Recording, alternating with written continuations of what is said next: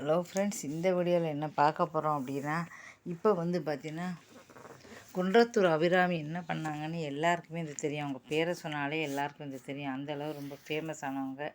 அவங்கள பற்றி நம்ம சொல்ல வேண்டிய அவசியமே கிடையாது. அதே மாதிரி இப்போ பார்த்தீங்கன்னா கன்னியாகுமரியில் சம்பவம் நடந்திருக்கு. ஆனால் அதை மாதிரி கிடையாது. இருந்தாலும் சரி, பெத்த பிள்ளைய பார்த்தீங்கன்னா கஷ்டப்பட்டு 10 மாதம் வயிற்றில் சுமந்து பெற்று போட்டு எப்படி தான் பார்த்தீங்கன்னா கொஞ்சம் கூட இறக்கமே இல்லாமல் உயிரை எடுக்கிறாங்களோ தெரியல.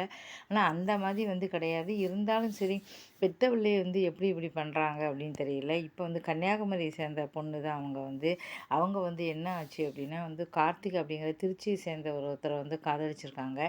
அவர் இவங்களும் ஒருத்தருக்கு ஒருத்தர் விரும்பி, அந்த பொண்ணுக்கு 20 வயசு ஆகுது, கார்த்திக்கு 21 வயசு ஆகுது. சரி, காதலிச்சு கல்யாணம் பண்ணலாம் அப்படின்னு சொல்லிட்டு 2 பேருமே காதலிச்சு கல்யாணம் பண்ணிட்டு சந்தோஷமாக கன்னியாகுமரிக்கு வந்தாங்க. அவர் பார்த்தீங்கன்னா, நான் கன்னியாகுமரிக்கே வந்துடுறேன் அப்படின்னு சொல்லிட்டு அவர் என்ன பண்ணியிருக்காருன்னா கன்னியாகுமரிக்கே வந்துட்டார். அப்புறம் 2 பேருமே சந்தோஷமாக வாழ்க்கையை தொடங்கியிருக்காங்க. சந்தோஷமாக ஒருத்தருக்கு ஒருத்தர் கல்யாணம் ஆயிடுச்சு, சந்தோஷமாக இருக்காங்க அப்படின்னா அதுக்கு அடுத்து என்ன, குழந்த தான் வரும். உடனே சரி சொல்லிட்டு அழகாக அவங்க குழந்த உண்டாயிருந்தாங்க. அப்போ சந்தோஷமாக தான் இருந்தாங்க. அதுக்கப்புறம் என்னாச்சு அப்படின்னா, அவங்க குழந்த உண்டானவுடனே இருக்கும்போது நல்லா கவனிச்சார். அப்புறம் குழந்த பிறந்துருச்சு. குழந்த பிறந்த உடனே என்னாச்சு அப்படின்னா பார்த்திங்கன்னா, அவருக்கு பார்த்திங்கன்னா கிட்டத்தட்ட ஒரு 20, 30 நாளுக்கு குழந்த பிறந்துச்சு.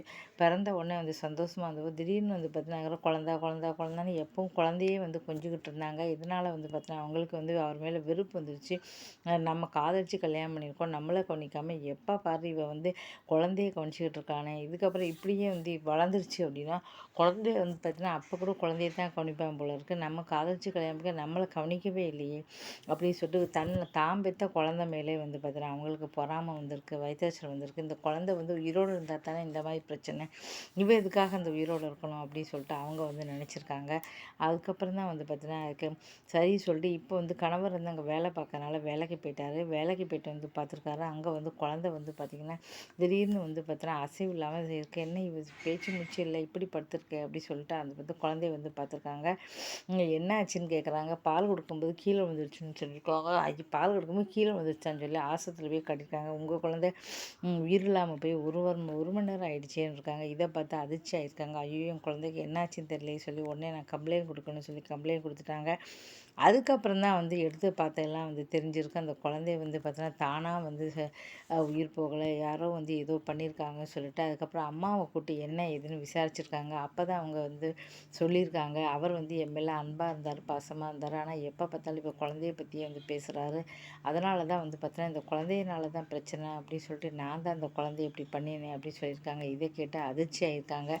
ஏன்னா இப்போ பச்சை குழந்தை, அந்த குழந்தைக்கு பார்த்தீங்கன்னா 1 மாத குழந்தைக்கு என்ன தெரியும். எப்போ பாரு பார்த்தீங்கன்னா புதுசாக குழந்தை அம்மா அப்பா எல்லாருமே என்ன நினைப்பாங்க, தன்னுடைய புருஷன் இந்த குழந்தை மேலே பாசமாக இருக்கணும் அப்படி தான் நினைப்பாங்க தவிர பாசமே இல்லாமல் இருக்கணும் அப்படி சொல்லி யாருமே நினைக்க மாட்டாங்க. ஆனால் வித்தியாசமாக இவங்க இல்லை, இந்த குழந்தையே இப்போ உயிரோடு இல்லை, வாழ வேண்டிய இந்த குழந்தை பார்த்தீங்கன்னா எதுக்காக இப்படி ஒரு தாய் செய்வாளா அப்படிங்கிறது ரொம்ப ஆச்சரியமான ஒரு விஷயமா தான் இருக்குது. எதனால் இப்படி செய்கிறாங்க அப்படின்னு தெரியல.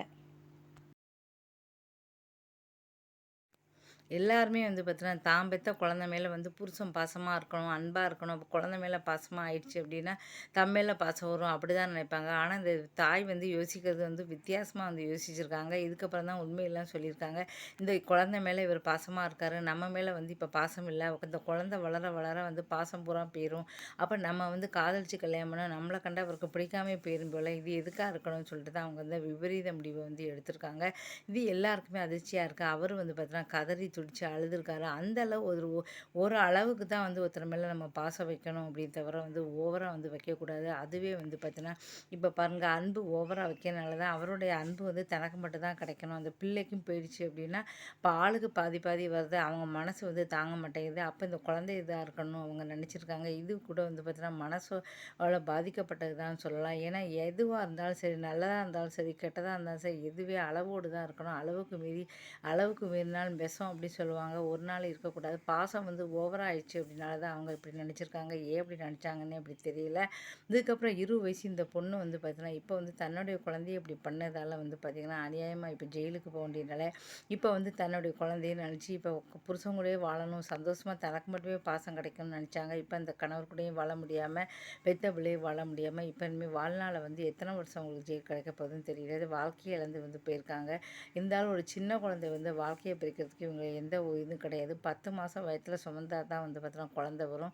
10 மாதம் சுமந்து வைத்த குழந்தை மேல பாசமே இல்லாம எப்படி தான் போனாங்க அப்படின்னு நினைக்கும்போது நமக்கே வந்து ஆச்சரியமா இருக்கு. இந்த காலத்துல உலகத்திலே வந்து பார்த்தீங்கன்னா சுயநலம் இல்லாத அன்பு, காதல் அப்படின்னா அது ஒரு தாய் தான்னு சொல்லுவாங்க. அந்த அளவு சுயநலம் இல்லாம அந்த குழந்தைய பெத்து, வளர்த்து எந்த ஒரு எதிர்பார்ப்புமே இல்லாம அத வளர்த்து அவங்களுக்கு எந்த இருந்தாலும் சரி எத்தனையோ பேர் அம்மா, அப்பா காப்பாத்துறாங்க. எத்தனையோ பேர் அம்மா, அப்பா காப்பாத்துறதில்ல. அப்படிலாம் இருக்காங்க. தாய் சொல்லி எவ்வளவோ புகழ்ந்து எல்லாரும் புகழ்ந்துருக்காங்க. ஆனா, இப்பலாம் வந்து அம்மாக்கள் எல்லாமே மாறிட்டாங்க. காலம் மாற மாற அம்மா மாறியிருக்காங்க, அப்பா மாறியிருக்காங்க.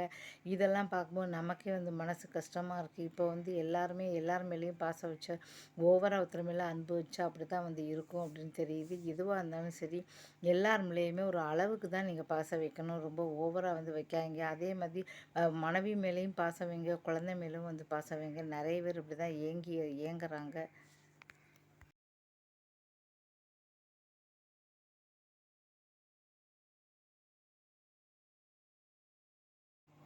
இந்த மாதிரி நிறைய வந்து செய்திகள், அப்புறம் மோட்டிவேஷனல் வீடியோ இப்படி நிறைய வீடியோக்கள் வந்து போட்டிருக்கேன்.